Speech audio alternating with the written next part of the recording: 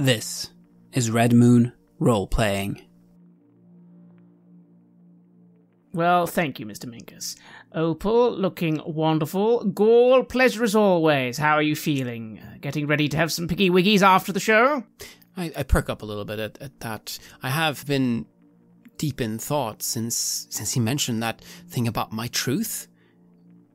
I started thinking that I've never thought about that. What is my truth? What is this all about? This whole thing? Is everything a lie? Everything I've done up until now? And I've just been caught in a loop thinking about that. And then I hear Piggy Wiggies, and I realize that I have my truth. I knew all along. You head on in, and the security here is tight. It's too early for people in the audience to start filing in, so you go in through the guest entrance. Mongo makes introductions. He looks like he passes over a bundle of unis to someone, and then you are passed through, and he says, "Don't you worry, just sometimes got to grease palms even in Uptown. That's fine, that's fine." Now, this is the green room. The green room is where you get ready. Listen, I heard you mention Piggy Wiggy. There was some Piggy Wiggy, and then might have some real ham as well. So you go in there, you get yourself settled down. Don't do anything that's going to excite you too much, and you just listen for the buzzer. Once the buzzer goes off, that's time for you to walk through the curtain. You'll be on stage. Don't focus on the fact that the cameras are looking at you. Just look at Baby. Just look at Baby and at each other. That's all you need to do. You don't need to be addressing the audience. You don't need to be addressing the cameras. You got that? I won't be far away. I'll be in the studio too. I give a talon up. He doesn't know whether you're flipping the bird or giving the thumbs up, but he assumes that is a good gesture, and so he gives you a thumbs up in response. Don't you worry, we've got this handled. This, compared to cannibals, will be a piece of cake. That's what they say, humans, yes, piece of cake?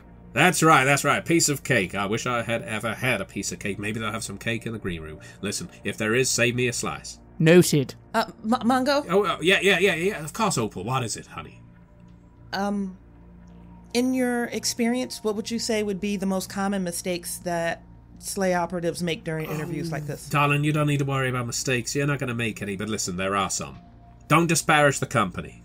I mean, that's number one. Don't disparage the people of Mort City. They're the ones watching you, and so they can very easily switch the channel if they need to. They got hundreds of options, and you're just one of them. Okay? Next up, aggrandize. Tell the audience how you are good at something. They want to know that you are worth sponsoring, that you're worth tuning into. There's going to be kids watching this show, okay? There's going to be kids, and they're going to want to remember your name. They'll write it in their little books, and they'll think, I want to collect the merchandise to do with that SLA operative. I want to get the action figure when it comes out. I want to tune in my television set so that whenever her name pops up, it immediately flips to the channel that she's on. Whether that's her successful mission or her grisly death. Point is, you need to make yourself known for the good stuff. If there were things that went wrong on the mission, and I had a look at the footage that Archie showed me, there was some...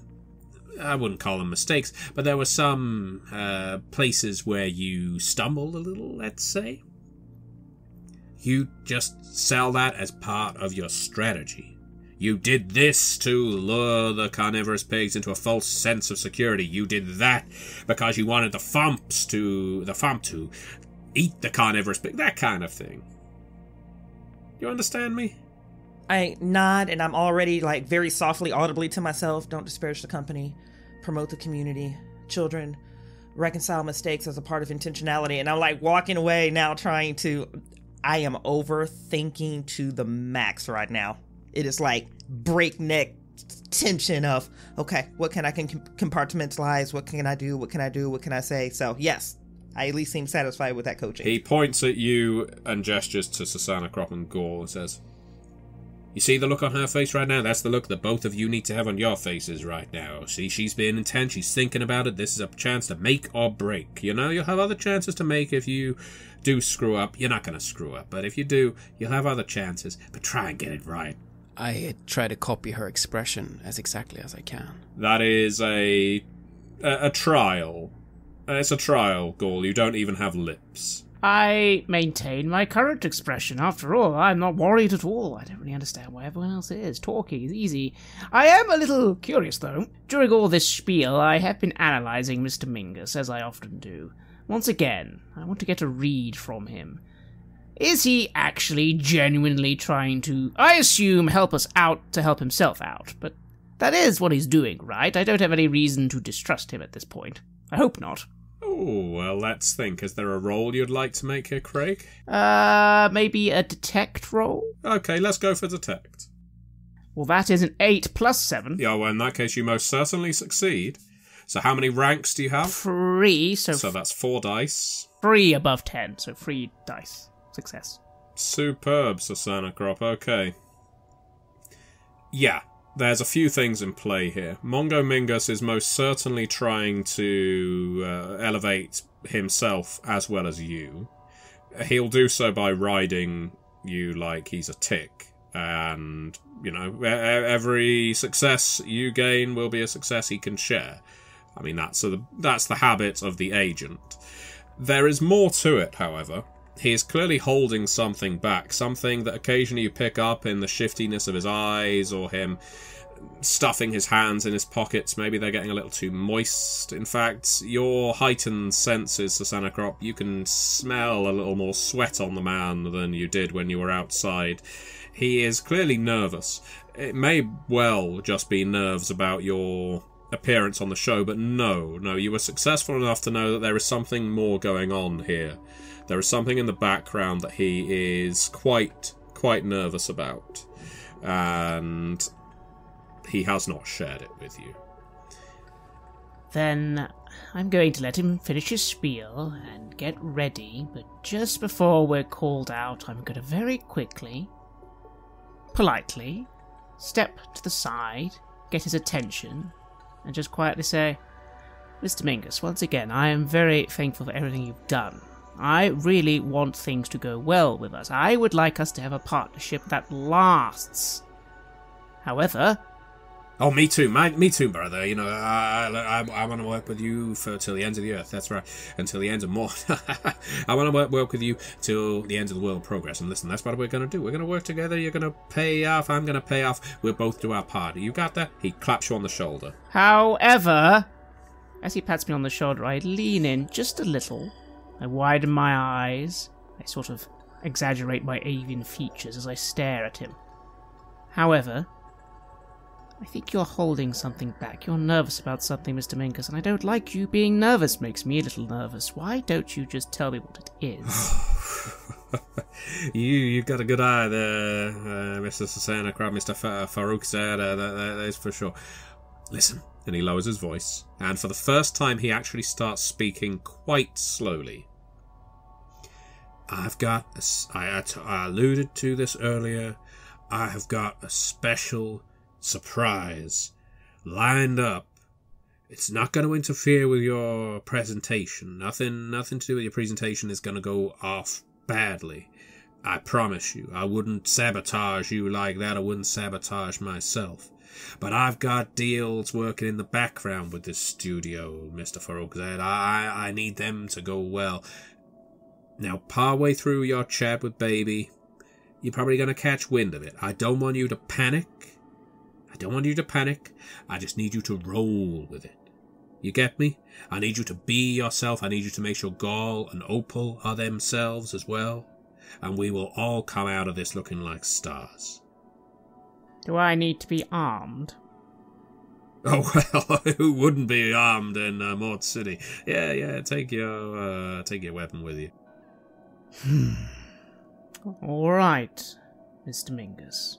I'm going to trust you on this, and if all goes well, then all will go well. But I don't want to be harsh on you. If it doesn't go well because of something you did and I didn't know, I'm not going to be very happy with you. Listen, I can't give you the full skinny, because if I do, you're gonna... There needs to be an element of surprise, both in your eyes and your teammates' eyes. Do you understand? Sometimes these things need to look natural, but the important thing is you act appropriate, do what you're trained to do, and we all come out of this golden.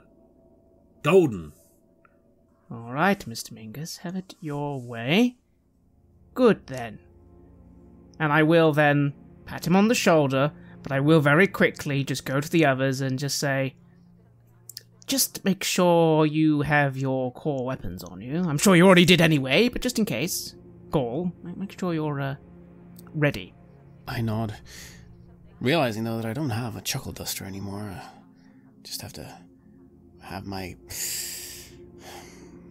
submachine gun and my knife. That should be enough.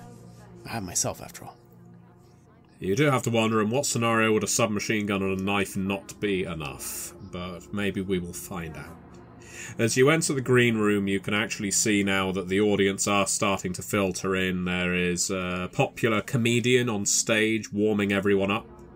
There's a TV in the green room that broadcasts what's going on out there. You recognise Patsy Tonini.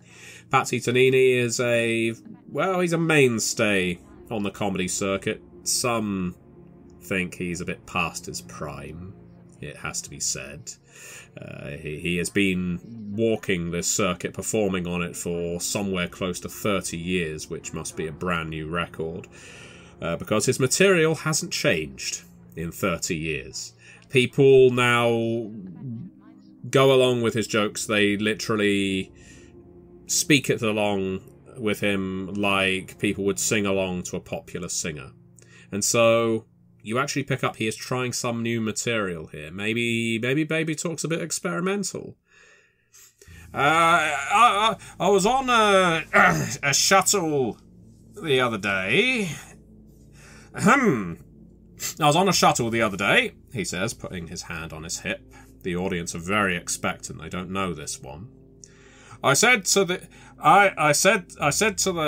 hostess. No. She said to me.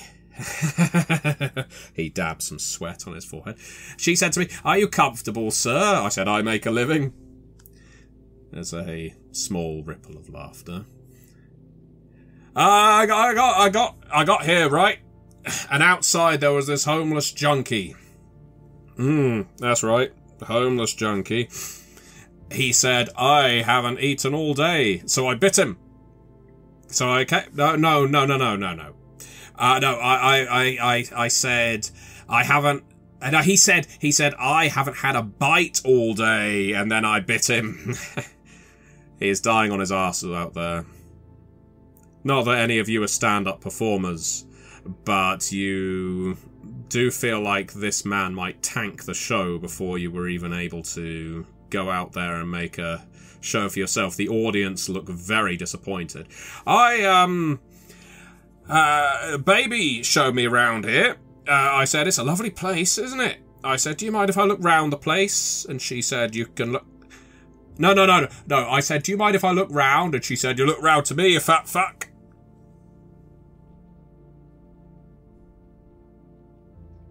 All right, one more. Then we'll do the old favourites, I suppose. Do the one about the highwayman. Yes. Yeah, I'll get to that. I've got one more. I went to see a lady of the night the other night via the skin trade. That's right, the skin trade. Ooh, yes. You know, prostitution. Blue stuff. And, I said, "I'm a bit flush with credits right now, so how much would it be?" And she said, 50 credits, but I warn you, I've got crabs. I said, for 50 credits, I'd expect lobster thermidor. Boo! Fuck off, Patsy! He stumbles back into the green room, dabbing his forehead. Alright, I've warmed them up for you.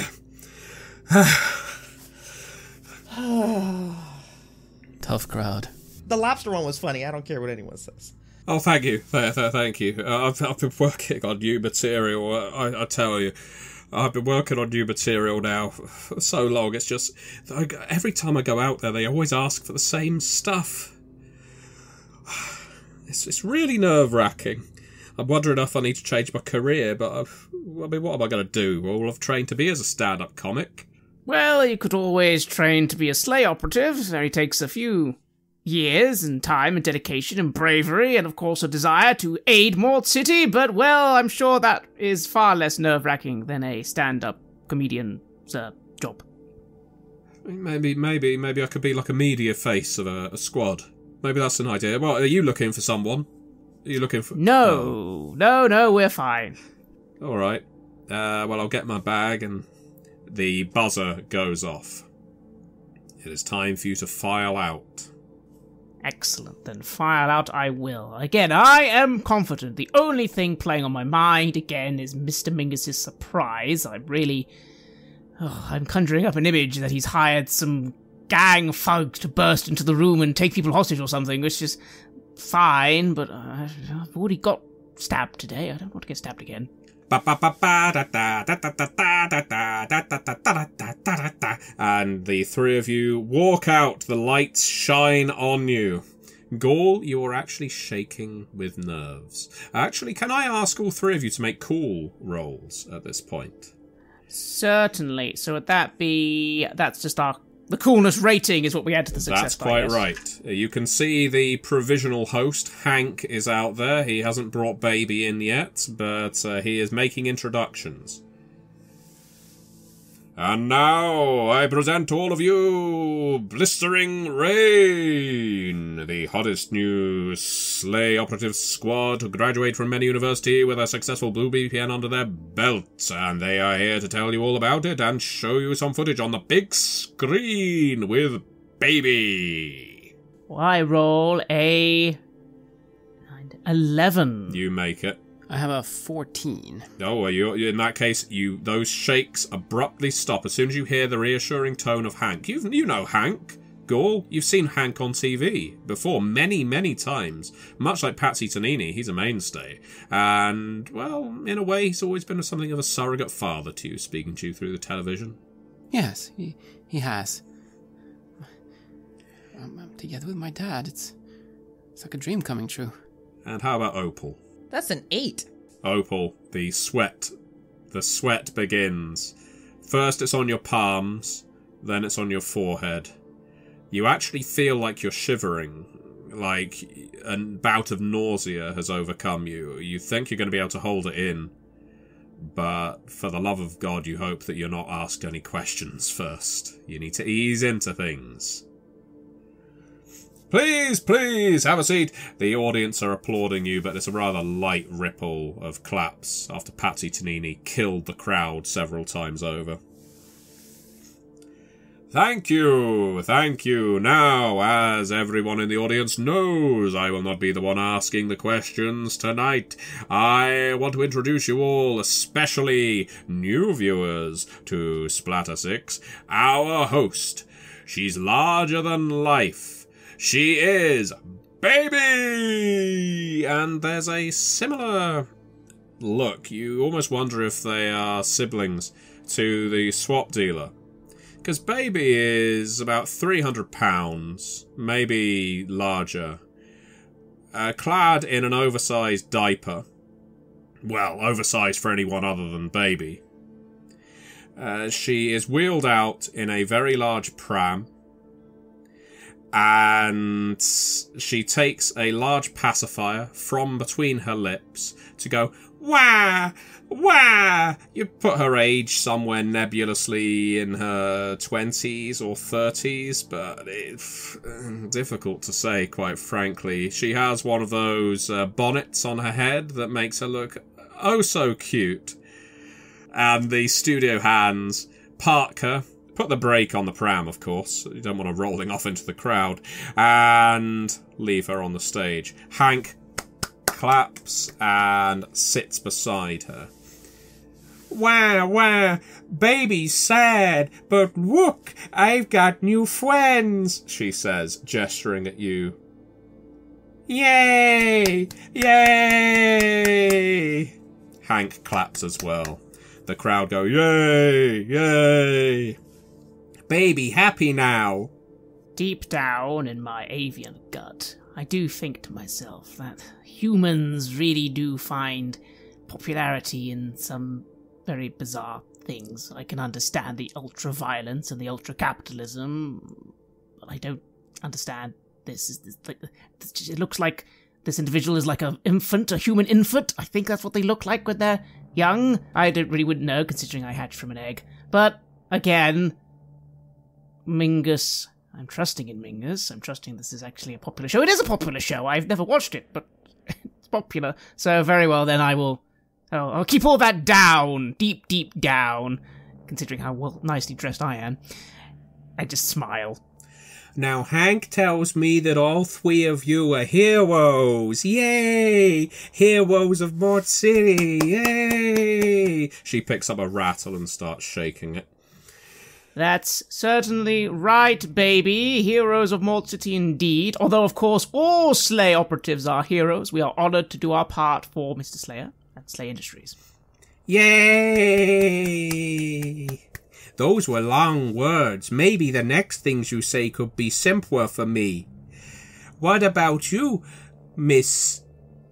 I can't read your name, but I believe you're an Ebonite.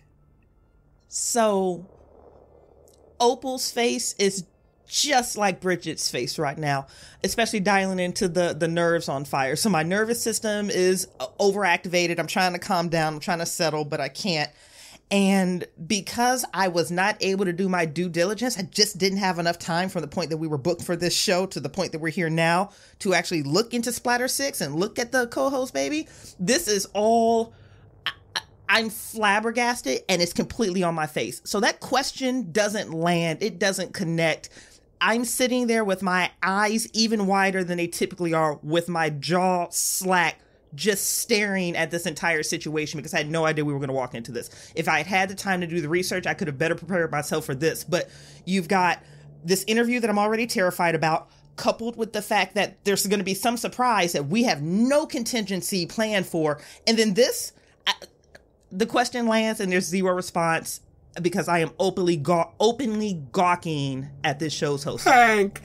The Ebonite isn't answering me. Wah, wah, I'm gonna cry. At which point the audience starts chanting, baby gotta cry, baby gotta cry, baby gotta cry, baby gotta cry.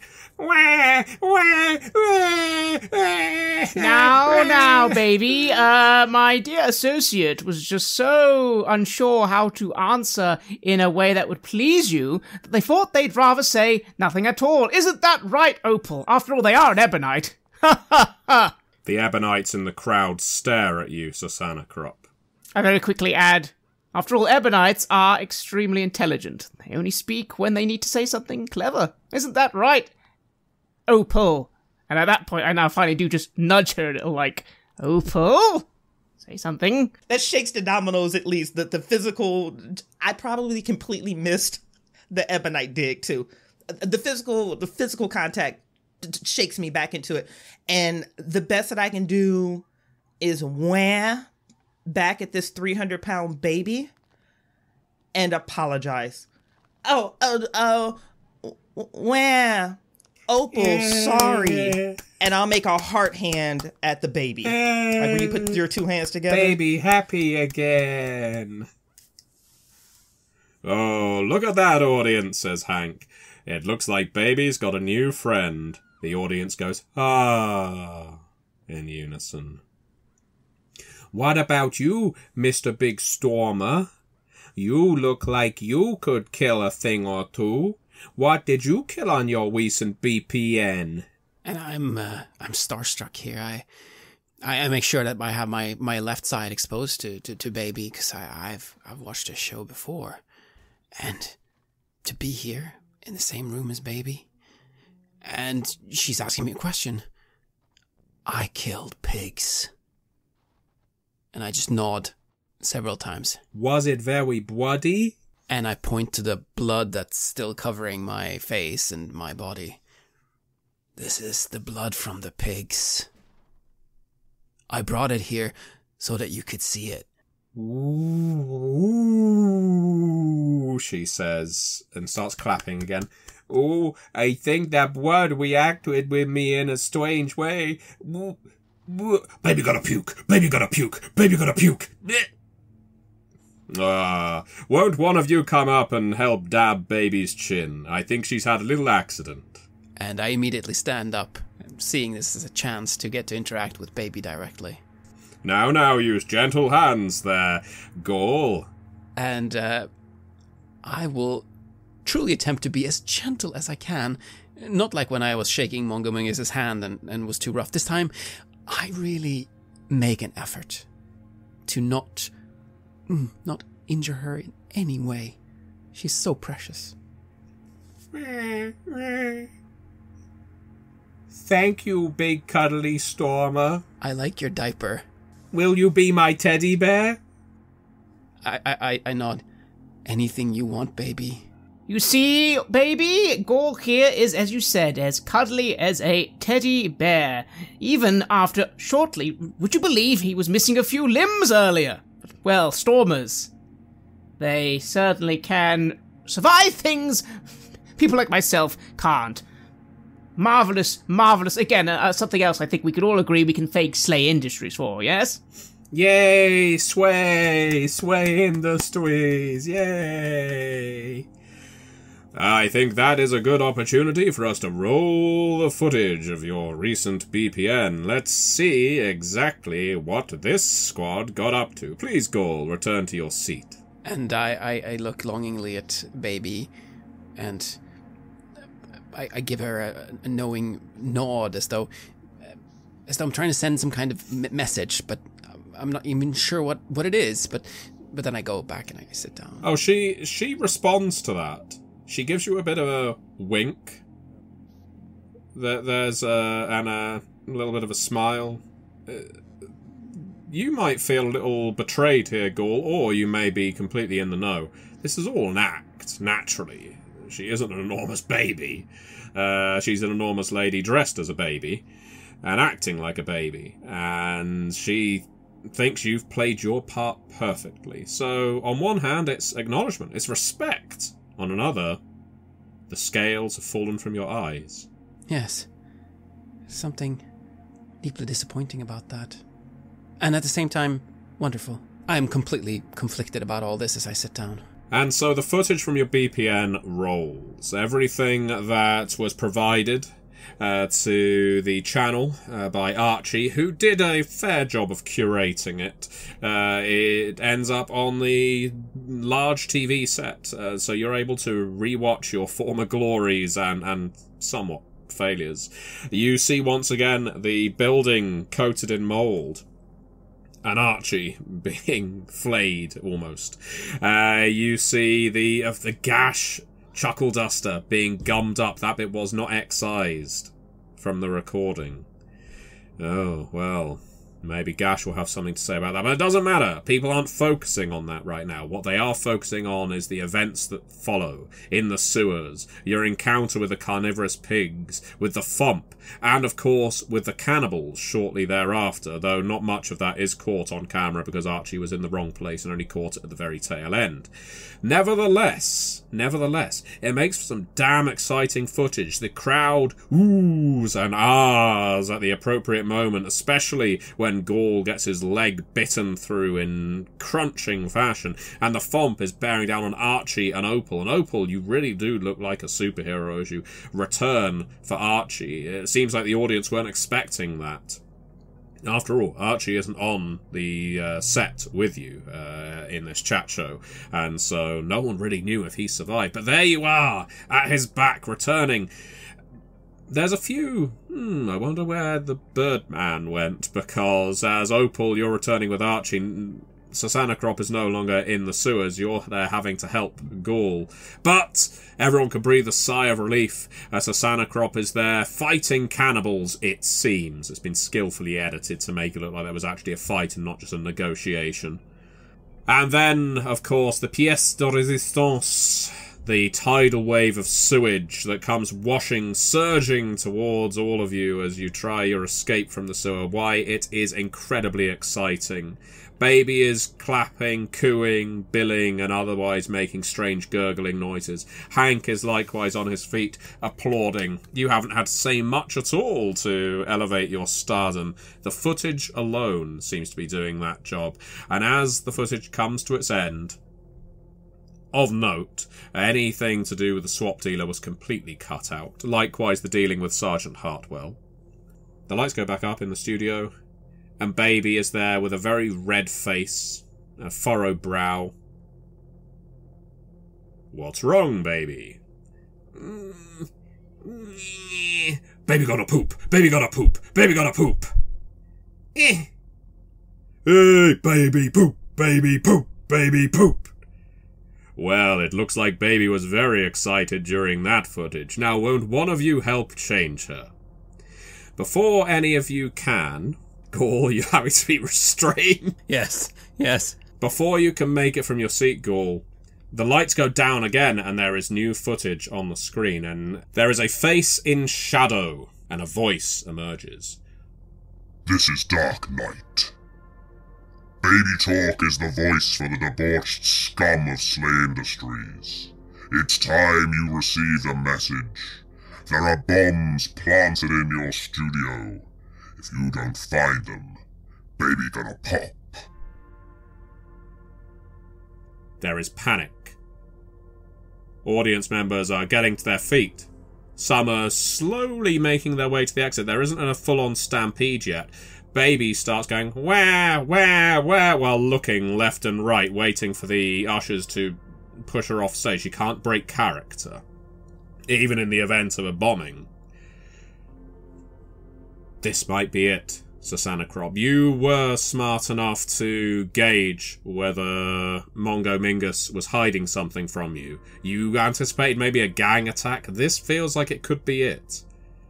Dark Knight, a very well-known terrorist group, probably the anti-Slay in most public opinion, and certainly the way they're broadcast on news media, has apparently bombed the studio of Splatter 6. These bombs are rigged, said 3 of them. It certainly is something I was in some ways prepared for, but a little part of me is slightly concerned. It's one thing to have gangers attack a studio, but what on earth was he thinking? Is he not afraid that if this is all a fake, the actual Dark Knight are going to be very... draw attention to him? Or even to us? Still, alright then, play along. Play along. Bombs, free bombs. Where the hell... I stand up.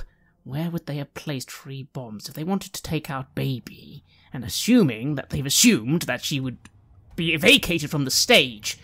I start thinking to myself, possible locations where bombs could be. Or if I was bombing a place, where I'd put them. Well, by all means, you can make a roll for that if you like. I would let you use Detect at a difficulty of 13. And likewise, the rest of the squad can get involved in this as well. You all heard the same message, and all of a sudden, Gaul, Baby looks very distressed. Baby looks like she wants to be pushed off the stage, and it doesn't look like her... stagehands are rushing on to help her because, well, they're probably running for their lives right now or making their way to an exit. I'm going to save the baby. As I stand up and say very calmly to whoever is listening, no need to panic. Let's all just use our heads. I roll a 15. Excellent. Okay, let's go for your rank roll as well, please. 2 successes there. Well, if this truly was Mongo Mingus behind it, where could he have accessed? It's unlikely that he's been on the stage at any point. But anything that's been brought on stage from off stage, maybe the pram could have a bomb in it. There's also the age-old favourite of rigging the exits with explosives, of course. That's a good way of making sure anyone who tries to escape gets blown sky high. And you've got to think, if this is something Mongo was planning to elevate you, he's not going to have hidden them in incredibly arcane places. No. Gaul, check the buggy. Opal, the exits. I'll take that one, you take that one. Don't worry. Blistering Rain is going to save the day. Dark Knight. 2 of the camera operators are still doing their job. One of them gives you a hearty thumbs up. And I rush to try and find one of those bombs. And I do as I'm told. I'm checking the buggy, and that's, of course, where Baby is. I'm also going to start pushing Baby away so that she will be safe, because I have to save the baby. As you're pushing Baby away, she leans forward. Oh, thank you so much. I mean, I'm really a bit stuck in here. You would have no idea the favour you're doing me right now. I tell you what, I'll pay it back to you. I'll get you a solo spot on a future show. Let's just get out of here, okay? We can leave the rest of your squad mates. I can't leave them, but I'll push you though. I'm a big fan, baby. You only need to push me off stage. I can walk under my own steam, you know. Oh. Just help me out, okay? Oh, okay. And the illusion is completely destroyed for me now. Everything that I believed about Baby is it's all a lie. But I'll help her out, and I'll look a little bit, disappointed at her. Don't be so rough with me. I'm a celebrity. As you help her down, Gaul, you notice where one of the explosives is. It's quite possible at some point this plastic explosive was in the pram, but maybe due to her body heat, maybe due to some other substance that's been secreted, it is now stuck to the back of her diaper. There's a bomb on your diaper. I beg your pardon? Are you trying to get me out of my diaper? You have to take off your diaper. I will not. I will not. I have a room for that. I have dressers for that. Just because the studio's losing its mind right now doesn't mean I'm going to just strip off in front of a stormer, some SEL 10.2 slop. You've done your job. You've taken me off stage. Now, do fuck off. Are there cameras on us here? No, you're off stage. I'm sorry, baby. And I just ripped the diaper off. I'm not going to make you make a roll for that, Matthias. You are big and you are strong and you have claws. Actually, you know what? I am going to make you roll because you might just scratch this chat show host. You do have very big claws. Let's go for an unarmed attack. All you need to do is get above 10. 8 plus 7 is 15. Okay, can I ask you to make the ranks roll as well? So you've got your ranks plus 1. 12, 11, 12. Wow, you have the skilled hands of a new mother. You reach toward her diaper, but you don't break the skin. You don't even touch the skin. You just clasp the cloth material. It's an old-fashioned nappy. And you whip it back, leaving a spray of mess that she's left inside all over the studio floor, but that's someone else's problem. Probably some, grip. We'll need to clear that up later. Either way, you've got the nappy in hand, you've got the plastic explosive that's stuck to it, and with your additional successes there, Gaul, you can do something. You can skillfully, like a pitcher, lob that nappy and explosives into one of the nearby dumpsters that's back here for all of the used nappies, probably. Or you can basically be a bit creative. You've done better than you needed to. What are you going to do with the diaper and the explosive? We need to prevent it from exploding when there's people around it, right? So the dumpster, it seems like a good idea. It might turn pretty bad, but I don't think that far ahead. I get it into the dumpster then. And with a loud thud, you hit the open lid of the dumpster and then into the dumpster on top of whatever else is layering it, and the lid itself just falls down due to the impact. It is closed. You have found one bomb, and Gaul, you can afford to look pretty good on yourself right now, because one of the camera operators, upon hearing the conflict between you and Baby, has moved from off-stage to on-stage, has basically detached their camera, and has filmed this action. That does mean Baby is caught in a state of, let's say, indecency, but more importantly, you look like a damn hero. I'll flex in front of the cameras, showing them the left side of my face. I appreciate that you're doing that rather than telling anyone to duck, take cover, or anything like that, because then the dumpster explodes. But before we can get to the repercussions of that, Opal, you've been directed to head towards one of the exits. This is actually quite a challenge, because there is a parade of audience members that are blocking your way toward the exit. It's quite possible if there's an explosive on it, it could be on the exterior. You don't know. but you're going to have to get through these people first. So, taking commands is something that I am exceptionally good at, and also, this distraction is a positive. This gets me out of all of that fear and anxiety of the interview and gives me something actionable. So the one thing I'm going to do is, once that announcement goes off, I'm immediately going to just, like, everything resettles.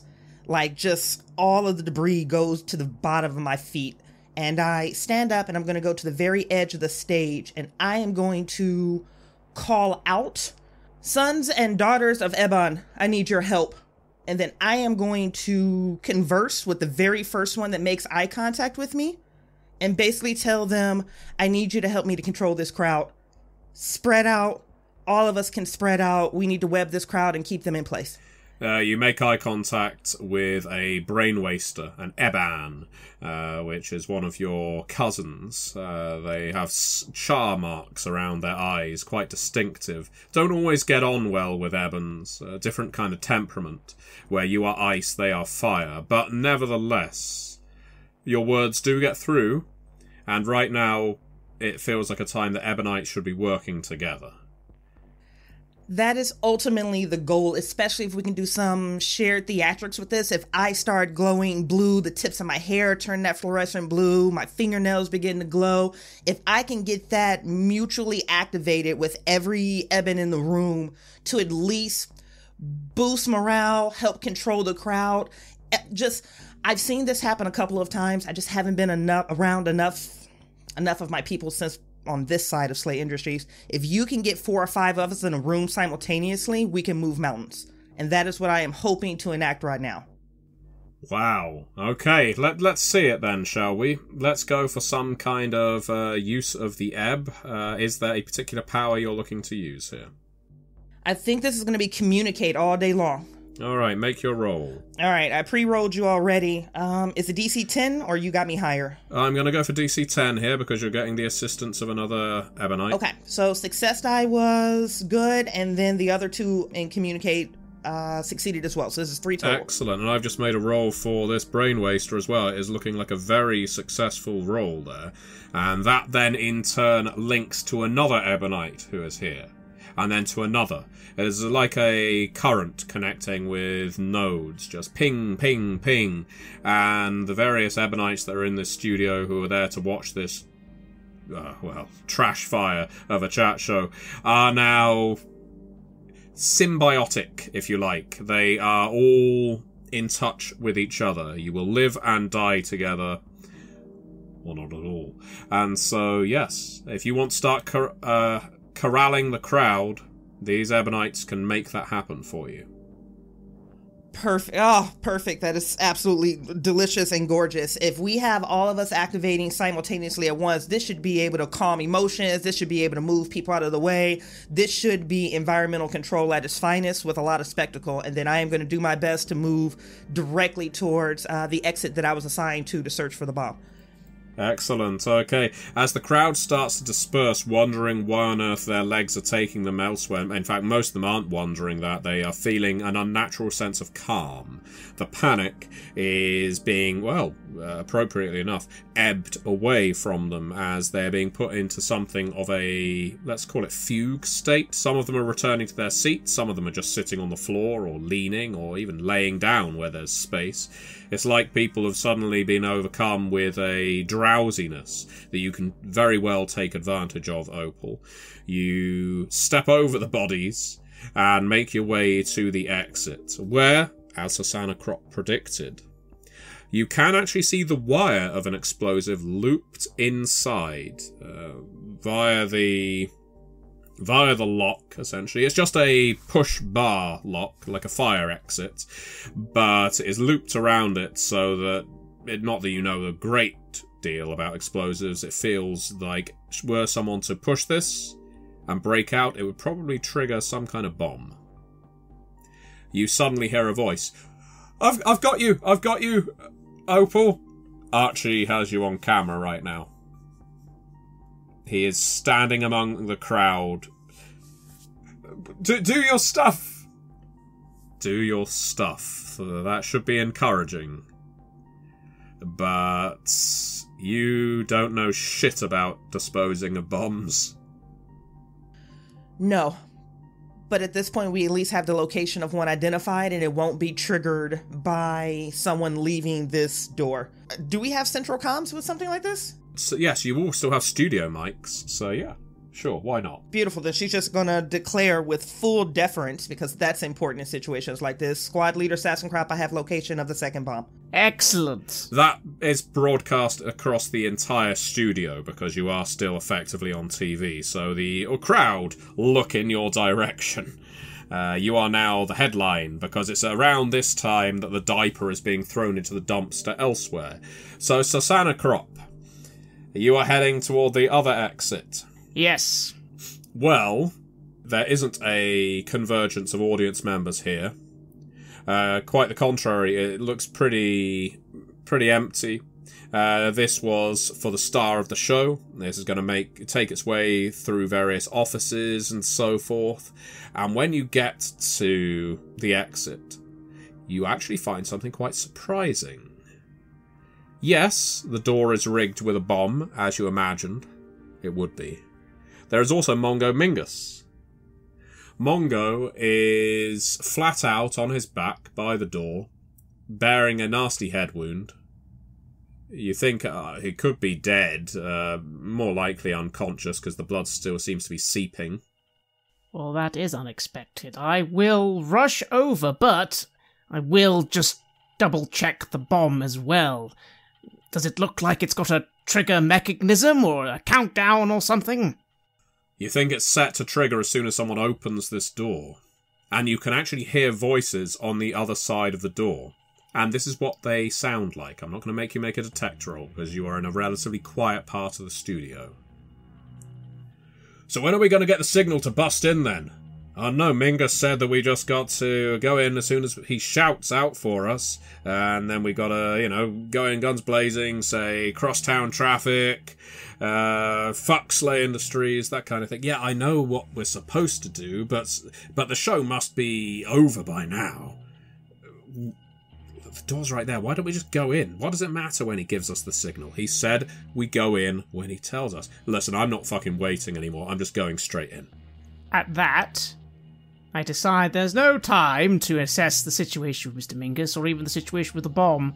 I'm just going to go towards the door, trying my best to keep a distance from the bomb. I'm no expert on demolitions, but I understand blast radiuses at least. And I just calmly and confidently say, "My fine folks, when you open that door, you are all going to explode because it's rigged with a bomb. Don't panic." You what? Is that Mingus back there? No, that's not Mingus. This one sounds all a bit too highfalutin to be Mingus. My name is Sassenkrop Farakazad. I'm standing with Mr. Mingus right now, looking at the bomb attached to your door. Now, all you need to do is not open... Yeah, well, get Mingus to tell us that. There's a sensor or something on the door. What do you mean there's a bomb on Dark Knight? The people who bombed the place?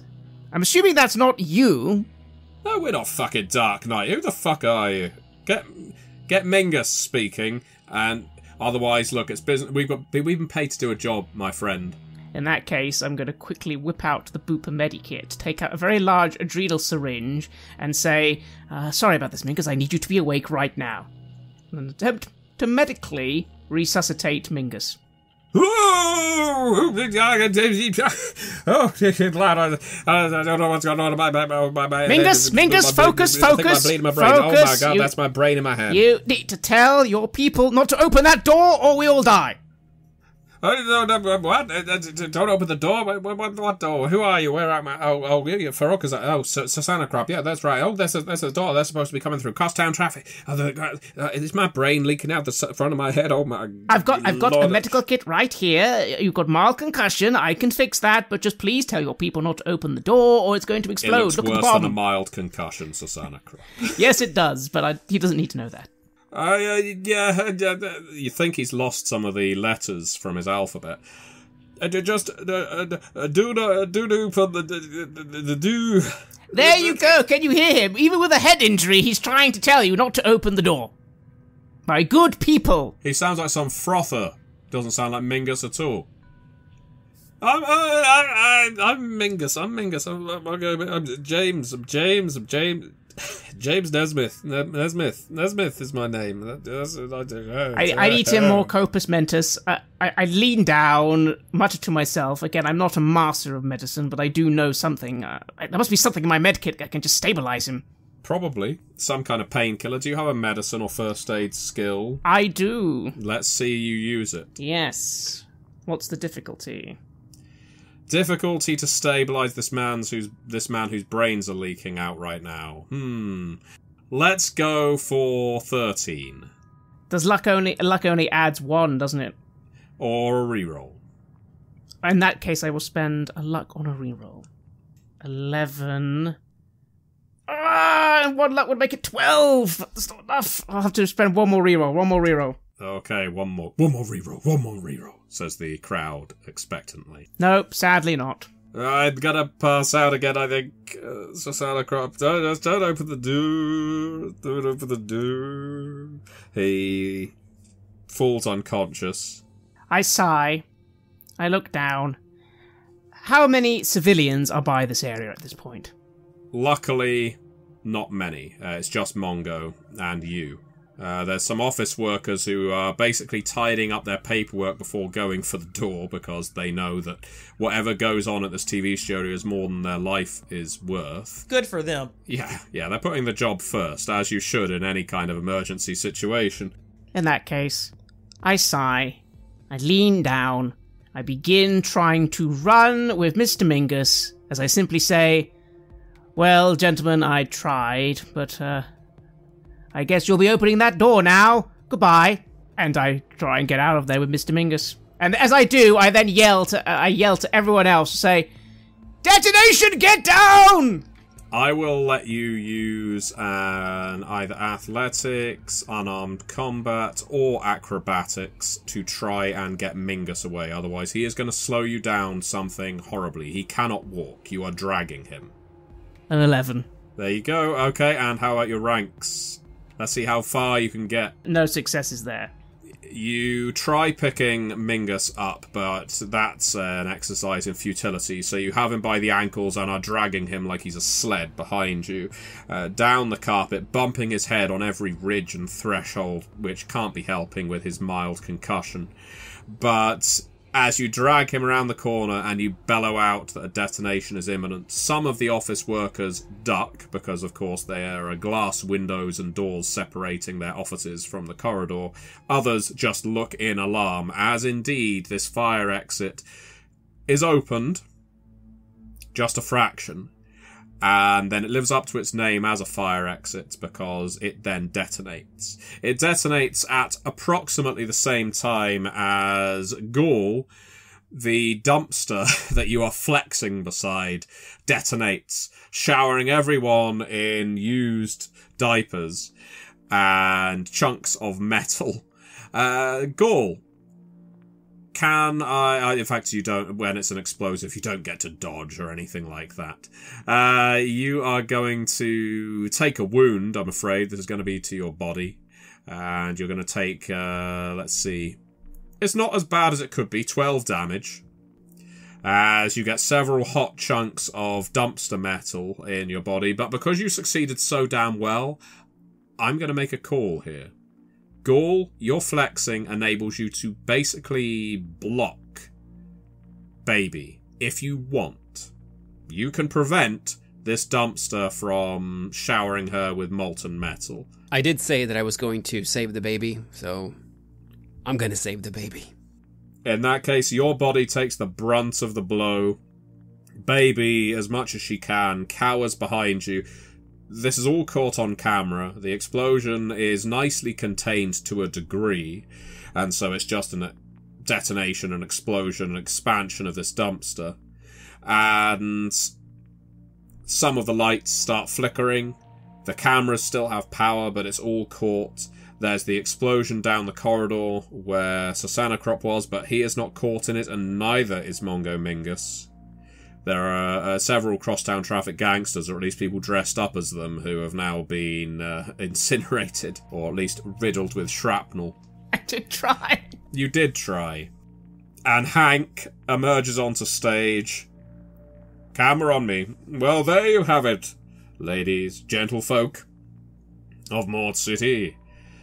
It would appear that the Blistering Rain squad have saved us again. Gaul, he walks over to you, thrusts a microphone in your face. Cameras are on you right now. What would you like to say to your audience right now while chunks of smouldering metal and rancid diapers are hanging off your body? What would you like to say to your audience? I make sure that my left side is in focus, and I'll just say... It has a large lump of shrapnel sticking out of it, but carry on.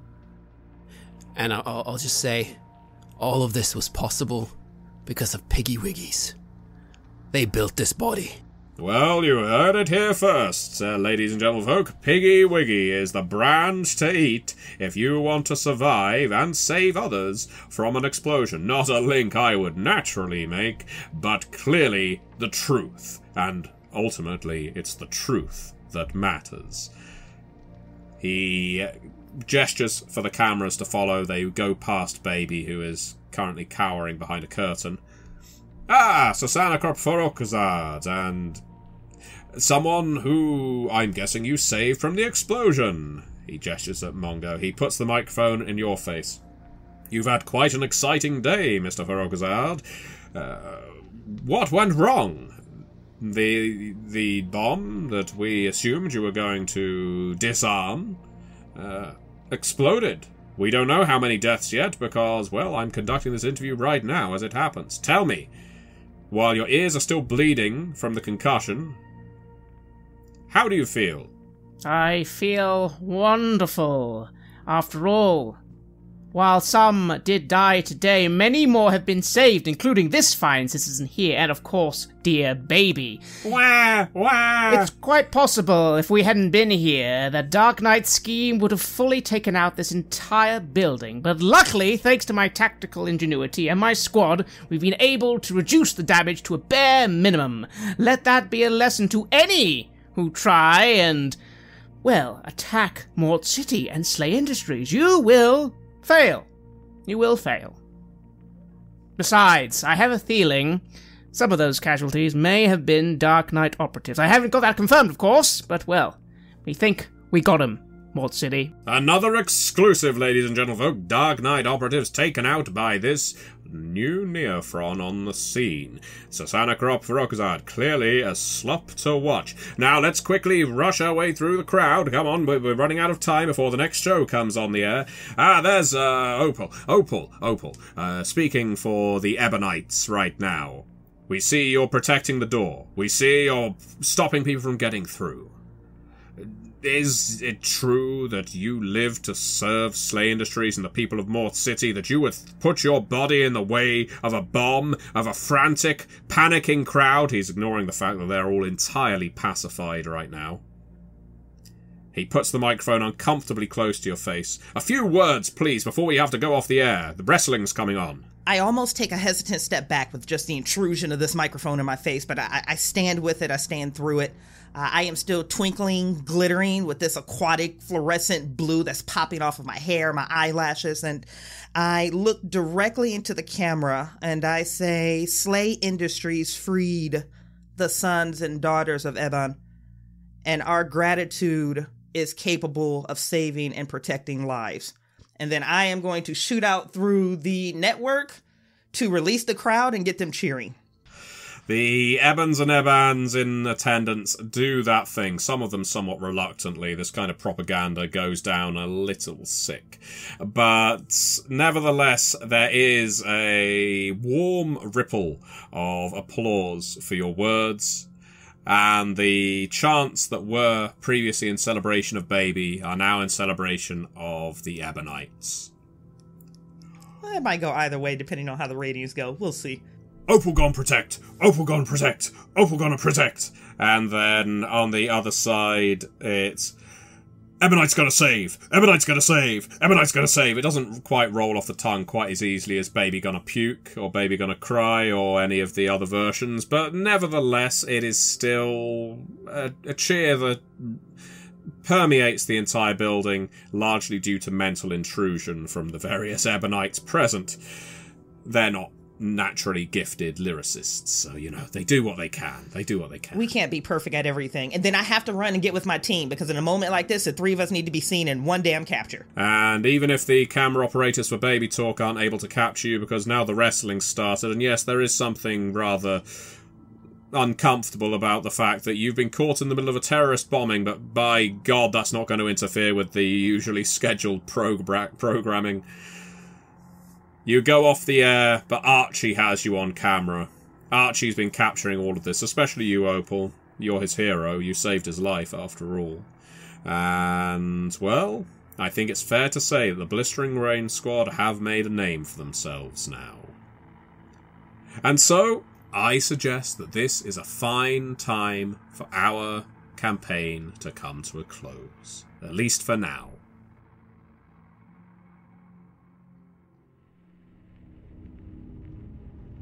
You have listened to an episode of Red Moon Roleplaying, where we play the scenario The BPN Blues for SLA Industries 2nd edition, which is published by Nightfall Games. Gamemaster was Matthew Dawkins, and we were also joined by Bridgett Jeffries. The music was created by Sable Sun, and was used with permission from their label, Cryochamber. Please check out cryochamber.bandcamp.com or their YouTube channel for some more dark ambient for your gaming table. We would like to give massive thanks to our champions of the Red Moon, Martin Heuschober, Simon Cooper, David, Julia, Camilla, Bob Lange, Cameron, Antxon, Graham Barey, Doug Thomson, and Lily for their generous support. We would of course also like to thank all of our other patrons. Without your support, the show would not be possible. If you want to support our work, please check us out on Patreon. You can get access to bonus campaigns for Cult of Divinity Lost, Call of Cthulhu, and Warhammer Fantasy Roleplay there. You can also get early and raw access to all of our recordings, and hear your name read on the show as a champion of the Red Moon, as well as even play some Cult with us. Most importantly, that support is what keeps the show going, so do check us out there. Thank you again for listening, and remember that the rain never stops falling in Mort City.